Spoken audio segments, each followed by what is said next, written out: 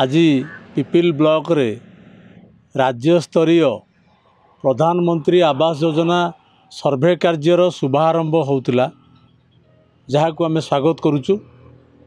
स्वागत योग्य प्रस्ताव, स्वागत योग्य कार्यक्रम, किंतु दुखर विषय पिपिली पंचायत समिति रे होउतिला। पिपिली पंचायत समिति अध्यक्षता करने कथा, किंतु दुखर कथा पिपिली ब्लॉक रो चेयरमैन वाइस चेयरमैन को अणदेखा करागला एवं अध्यक्षता करने सुजोग दिगला नहीं।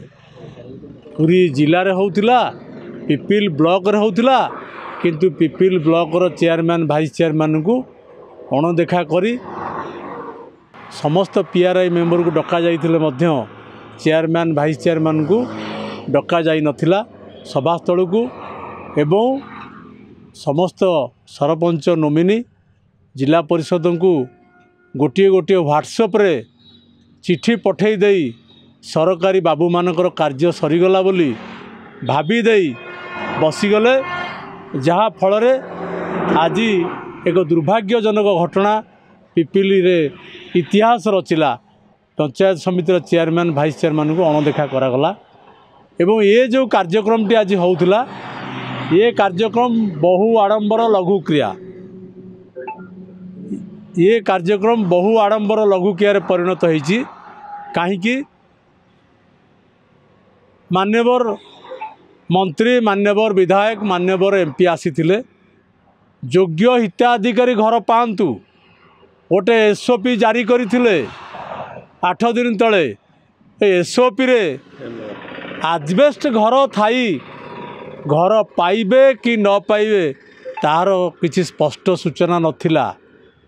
जो माने आभेल करिसंती से माने घर पाइबेनी।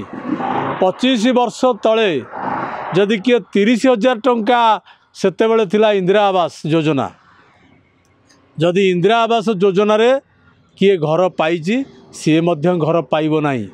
25 वर्ष तले 30,000 टंकार मूल्य, वर्तमान घरर मूल्य से घर करी नाही, से आज पाल तले रहूची। करिबो ताकू मिलिबो गरीब लोकों को ना न मिलिबो ताहा मध्य स्पष्ट सूचना नाही। मान्यवर सांसद कहूथिले दलगत निर्विशेष रे आमे घर दबु, डाहाणी होइकिरी लागिले, गुणिया होइकिरी छड़ेइले।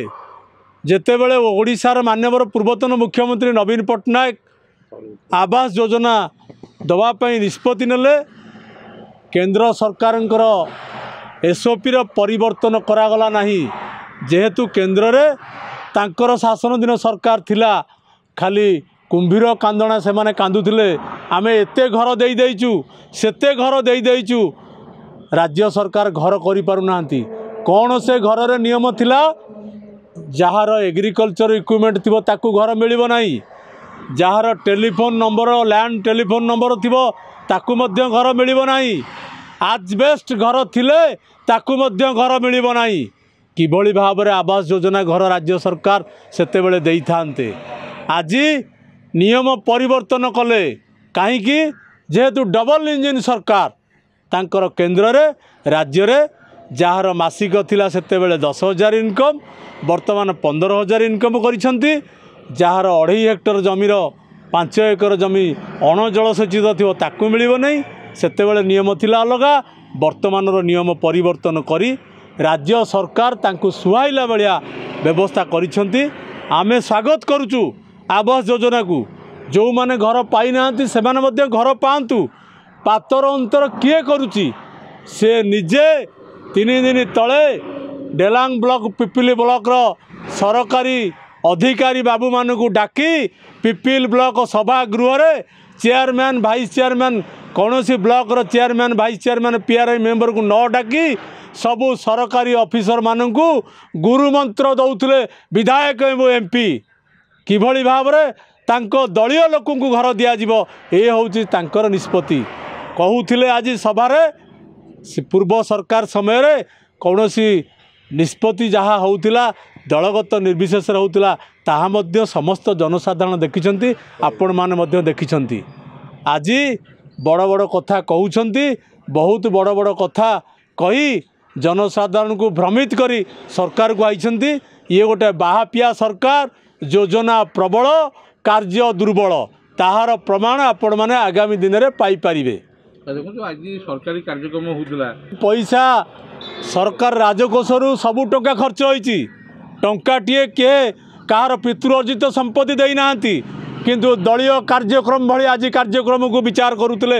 विगत सरकार समय आम ओडिशा नवीन ओडिशा कार्यक्रम हो जेते योजना होती दलीय भितर हो नथिला किंतु आज प्रमाण कर देइछंती जसुआपुर पंचायत रे जो मीटिंग करुले दलीय कार्यक्रम भली होउतला ना सरपंच नोमिनी ना जिला परिषद ना चेयरमैन वाइस चेयरमैन क्या सभास्थल को ऊपर को डकागला नहीं कि चेयरमैन को अध्यक्षता करने को सुजोग दिगला नहीं। ये हूँ उदाहरण ये हूँ नग्नतार चित्र आज स्पष्ट जणी बारी होउची।